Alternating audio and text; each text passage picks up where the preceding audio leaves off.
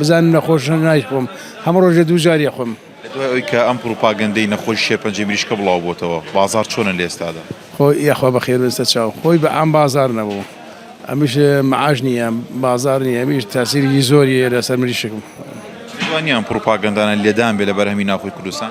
خۆی من ئێستا بڵێم لێدانیان نازانم خۆ خەڵکێک گیراوە و اعترافیان کردووە لشتی وا هەیە ئیتر نازانم دەسەکە چۆنە.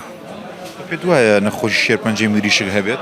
نەخێر منە بمزانێ نەخۆش نەمەفرۆشت بزان نەخۆش نایخۆم هەموو ڕۆژە دووجاری خۆم.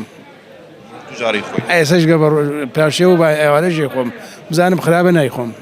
تا ئێستا بیستوتە کەسێ بۆی مریشکەوە مردبێ ئەوەی مریشکەوە نەخۆشکەوت بێت. باز نەخۆشی تیان مریشک تیانە بە هیچ شێوەیە کەس نەبات نەخۆشی مریشن نەبردۆ نیشە شتیوان نابێت. دوانیە